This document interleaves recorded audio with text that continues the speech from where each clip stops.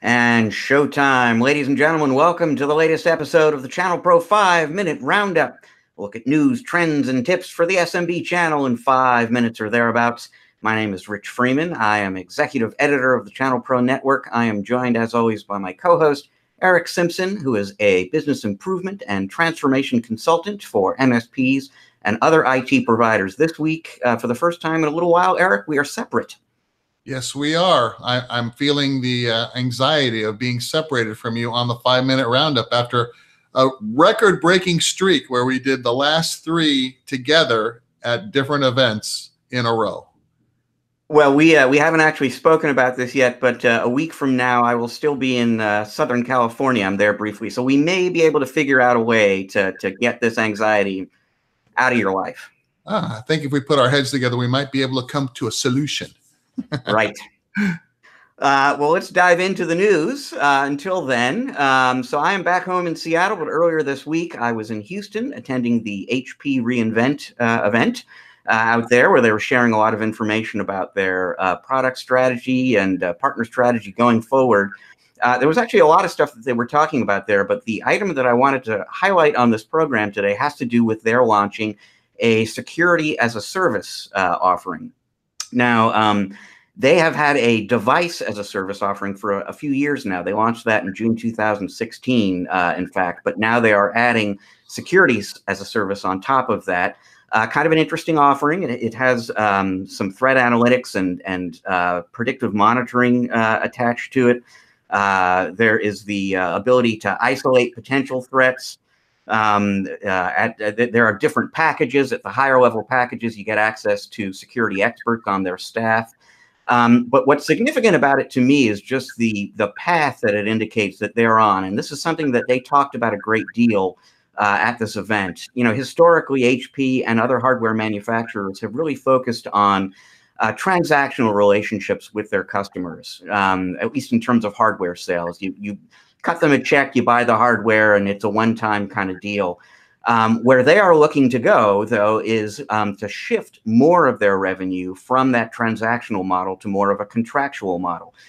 Or to put it differently, HP, among other giant hardware manufacturers and giant distributors, has discovered the magic of recurring revenue, the exact same thing that has so many channel pros getting into managed services. So this is the latest illustration of that. It is not the last. They weren't very specific in terms of where they might go next, but they are absolutely going to be adding more as a service opportunities for themselves and their partners, and really looking to get more and more of that as a service kind of revenue into their business model.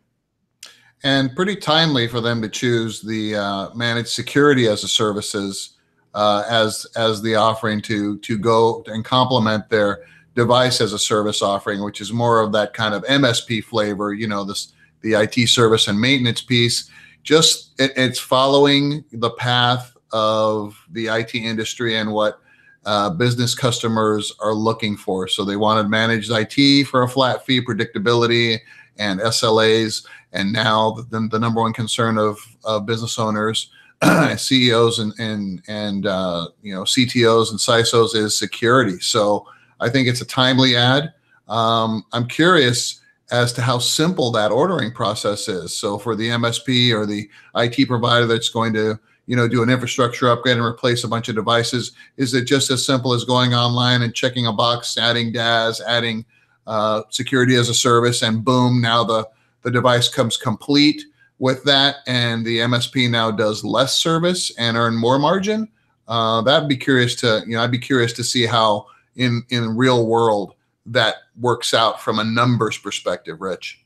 Yeah, no, it's a really interesting point. And it's probably worth noting it could be a while before some ChannelPro readers get a chance to answer that question, because device as a service generally and this security as a service in particular have mostly been selling to mid-market and above businesses. I mean, the model at HP, as they described it to me, is they're kind of starting at the higher end and working their way down. And, you know, they wouldn't discuss specific timelines.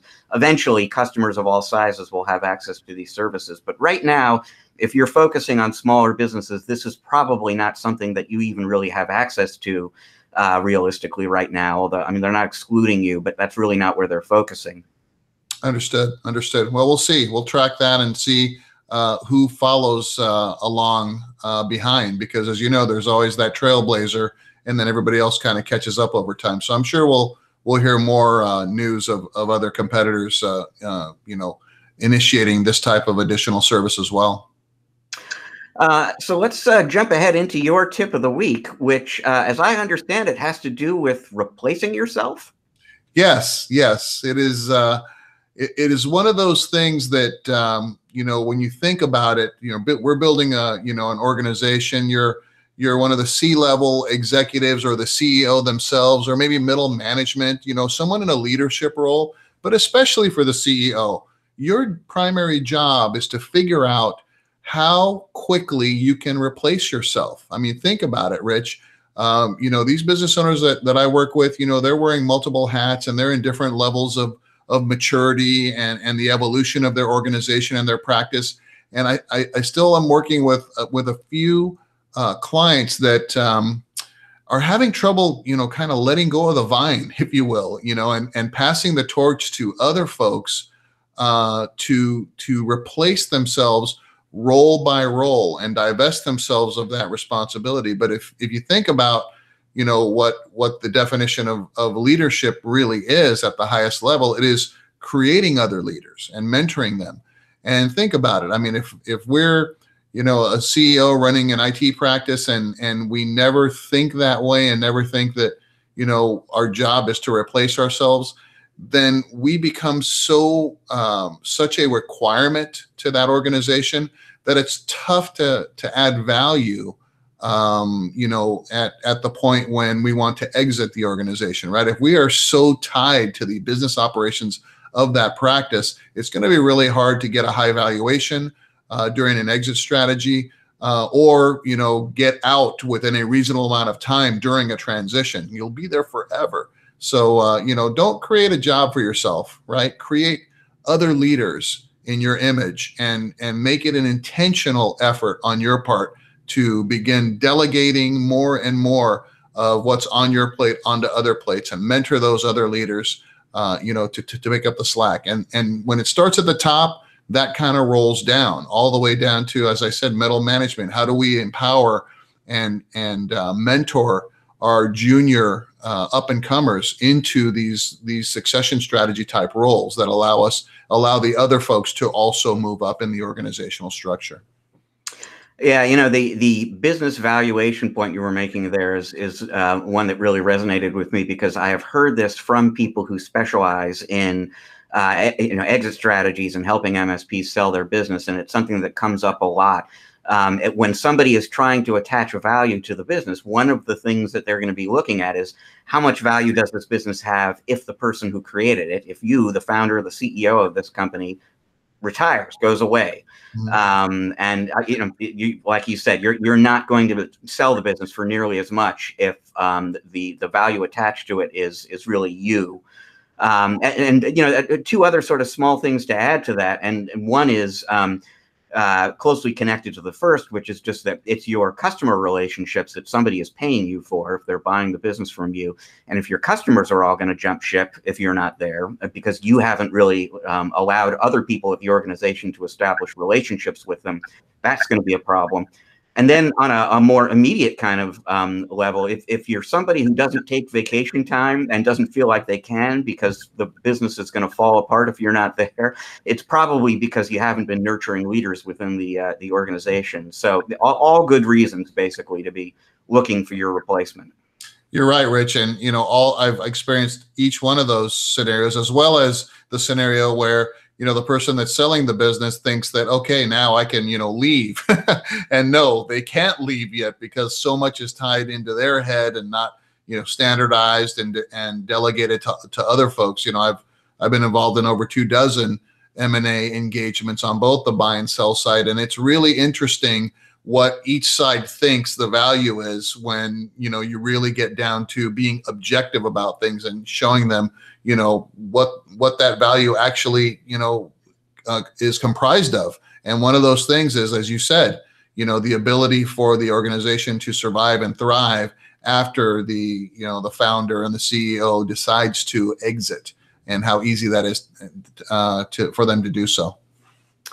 Well, it is a topic for another show, but I will just kind of quickly point out that there are a lot of variables, some of which are sort of surprising when it comes to selling your business and what a potential buyer is going to be interested in. And I would just advise anyone who's watching right now, don't wait until you're actually ready to sell the business to learn about this. The time to understand what a buyer is going to value and what's going to drive the value of your business up is actually now, even if a sale is years away.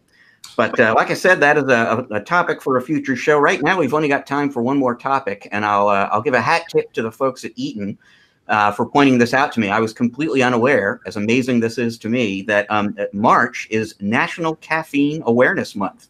Who knew there was such a thing? A wonderful, wonderful thing. And I got to tell you, I thought I was aware of caffeine, but I'm learning all sorts of fascinating things about caffeine. One 8-ounce cup of coffee has 80 milligrams of caffeine in it. That's the equivalent of a 20-ounce diet soda or an 8.4-ounce energy drink. Meanwhile, a 1.5-ounce chocolate bar has 10 milligrams of caffeine. So what that tells me is that instead of my morning cup of coffee to get the day going, I could have 6 or 7 chocolate bars instead. That sounds pretty good, actually. And the dark chocolate has even greater amounts of caffeine, which kind of explains why my wife loves dark chocolate over regular milk chocolate, because she is a caffeine fiend, just like I am. I'm learning even more. Yeah, well, I think it's worth a try. Start the day with a stack of chocolate bars and see how that goes. I'll let you know. And an espresso or two to go with it. We'd never come just in case, right? Can't have too much. Well, that is all the time we've got this week on the ChannelPro 5-Minute Roundup. Thank you very much for joining us. If you like the show, like to keep up with future episodes, maybe take a look at some past ones you haven't seen before, the best thing to do is subscribe to the ChannelPro Network channel on YouTube. You will get all the information you need there. You want to learn more about HP and their reInvent event this week. I have a number of stories up there, but you're also going to find all sorts of great business growth information, industry information on the ChannelProNetwork.com website. Great new stuff going up every day. To learn more about Erick and his business and the work that he does with his clients, you want to go to the website that is actually prominently displayed behind his head now, ErickSimpson.com, E-R-I-C-K, Simpson.com. So we're going to be back in a week with another episode of the 5-Minute Roundup for you. We may or may not actually even be in the same room again. Until then, enjoy the rest of your week. Erick and I are enjoying the rest of your week already.